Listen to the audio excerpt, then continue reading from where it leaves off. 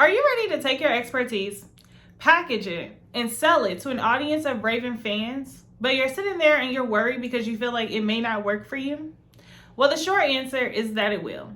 But before you go and launch your graphic on Instagram and get disappointed by the crickets in your inbox, I want you to pull up a chair, grab a notebook and a pen, and watch this video.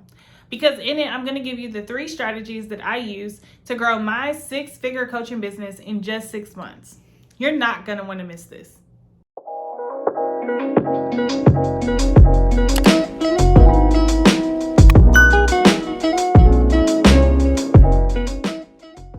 Hey friend, and welcome to my village.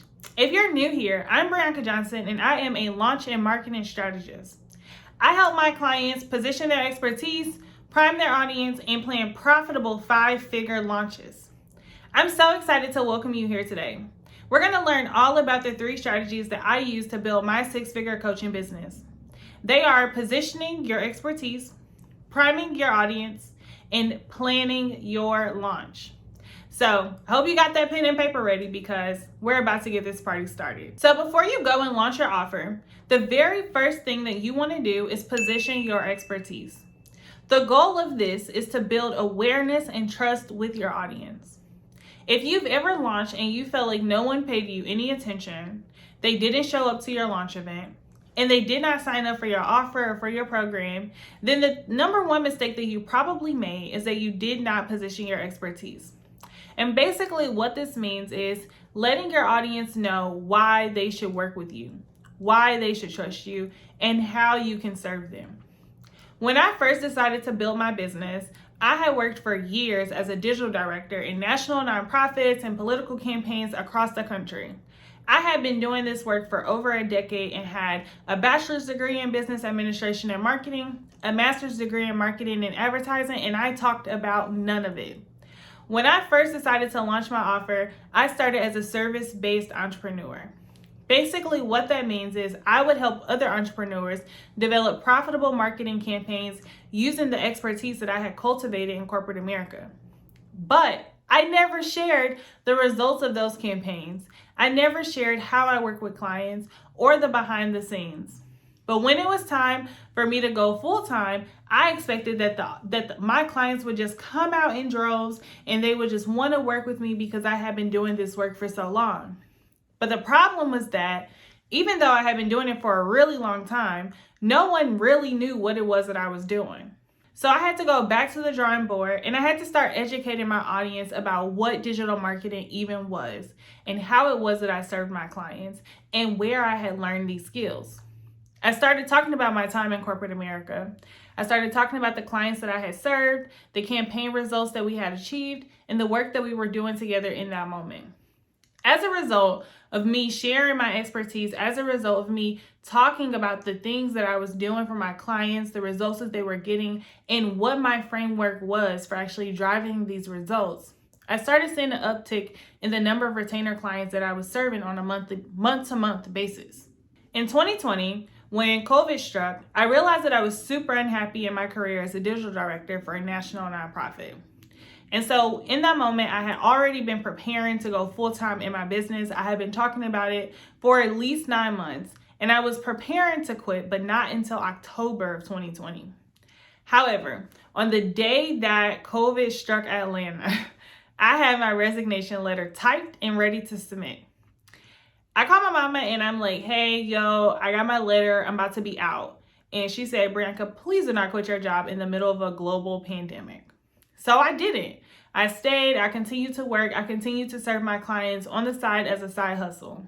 And eventually I got so overwhelmed and I got so frustrated that in July of 2020, I quit my job and I moved into a full-time role as an entrepreneur in my business. Best decision I ever made. But if it had not been for me spending that time from January until July positioning my expertise, I don't know if the transition would have been as seamless. Because when I first decided to go full-time in my business, no one knew who I was. They did not know what I was doing, and they really had no reason to trust me with their business or with their coins. But because I had spent that 7 months really showing them the behind the scenes, showing them how I was working with clients, showing them the results that I was getting, and even taking them along the journey of taking my business from a side hustle to a business. A lot of my ideal clients began to build relationship with me.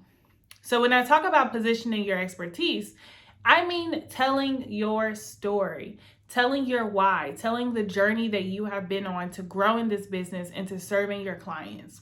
It's always important that we do this because this is how we build connection with our ideal clients. This is how they see themselves in our services and how they begin to trust us. So the very first thing that you want to do when you're thinking about building your business is what? Position your expertise. Don't forget it. But once you've done that, the next thing that you want to do before you go and launch your offer is you want to prime your audience. And basically the goal of this is to nurture them, right? You want to build a meaningful relationship with your audience. A lot of times when we think about marketing, we think I'm just going to pop up on the internet. I'm going to put a flyer on Instagram. I'm going to send an email to the list of people that I haven't talked to in 6 months, and boom, money's going to be in the bank account. But friend, that's not how it works. In fact, you have to spend a significant amount of time building an actual and authentic relationship with your audience if you want them to drop coins in your bank account when it's time. One of the ways in which I primed my audience for my launch was I brought them along the journey with me as I made the transition from corporate America to full-time entrepreneurship. I talked a lot to them about how hard that journey was, what it was that I was going through on a day-to-day basis, and even what I wish would have been changed or what I wish I would have known at the very beginning of that journey. One of the biggest things that happened to me in 2020 was the awareness or the awakening of who I really was as a human. When I decided to go into corporate America in college, I decided to kind of change my name from Brianca to Bri. And the reason for this was because I had been told that people with ethnic names like mine their resumes are often shoved to the bottom of the list. I didn't want to be disregarded from potential career opportunities because of my name. And so instead of going by Brianca, I went by Bri. To the tune that I have bosses who still to this day do not know that my real name is Brianca.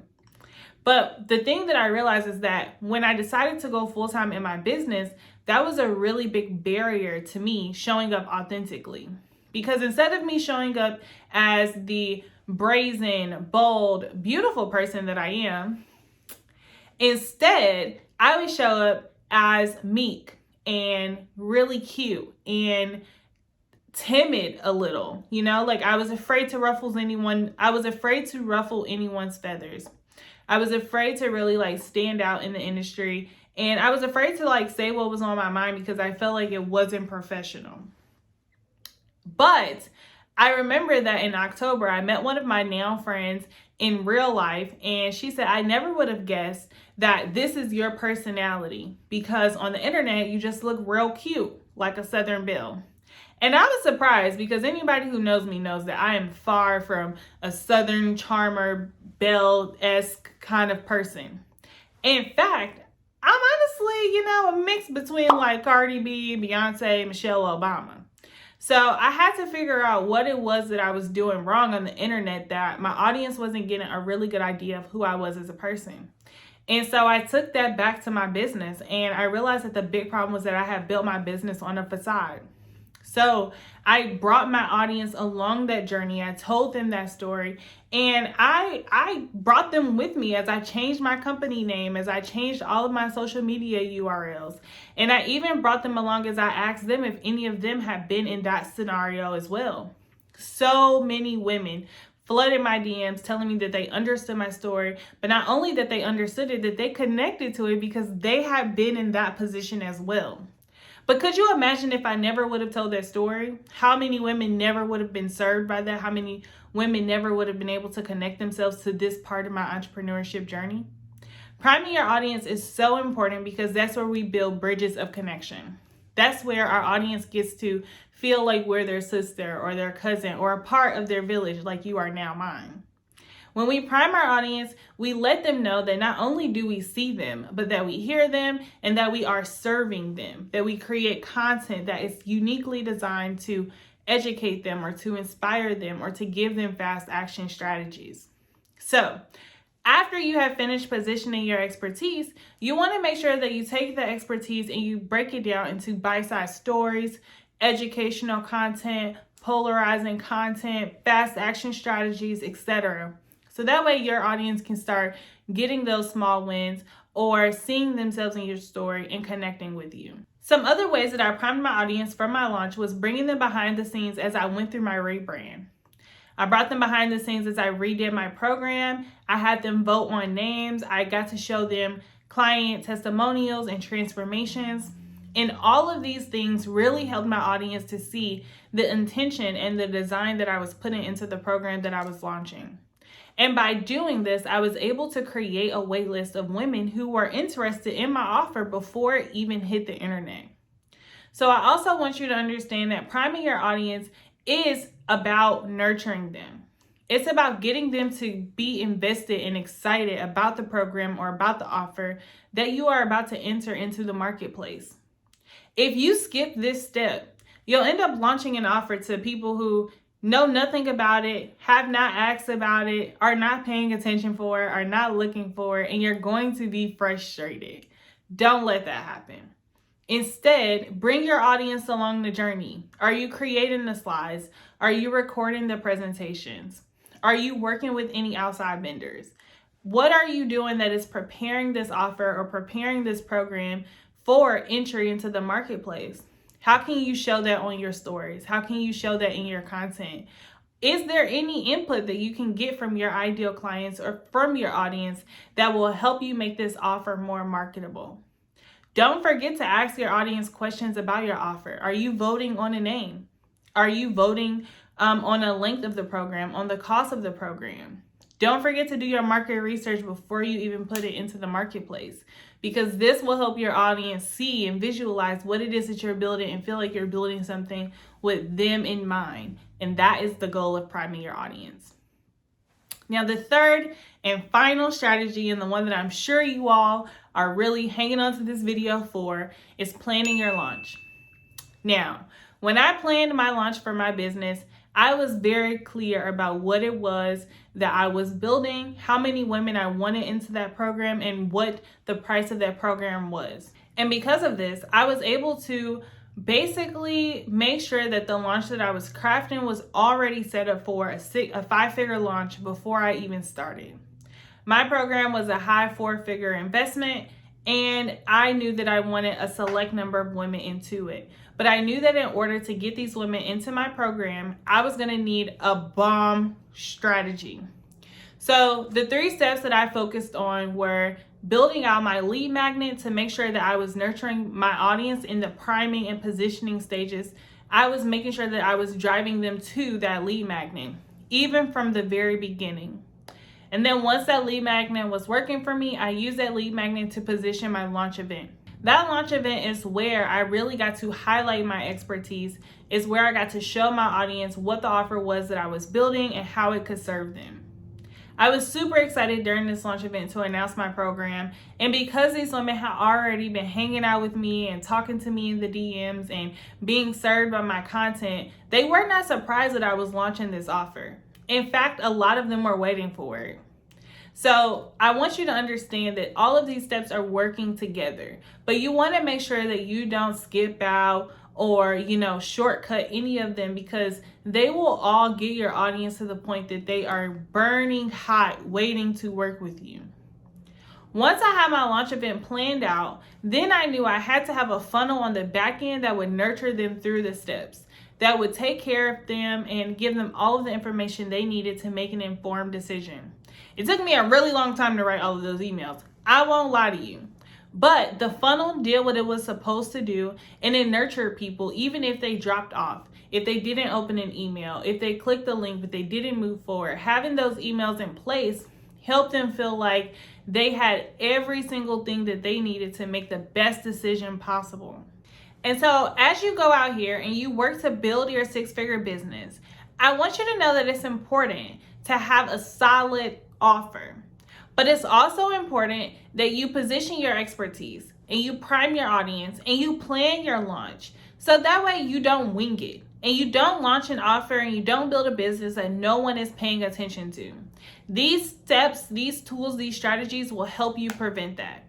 And if along the way you have any questions or you know that you need additional support, click the link below and apply to work with me. I am currently accepting seats into my Clarity to Coins Accelerator, my Clarity to Coins VIP Day, and the Profitable People program. Like this content? Show it some love by clicking the like button below and subscribing to the channel. Also, I'd love to connect with you on Instagram. Screenshot this video and tag me at the Brianca Johnson. But before you go, head on over to the comments and let me know which of the 3 strategies are you going to implement right now, today. I can't wait to see you on the next video. I'll talk to you soon. Bye.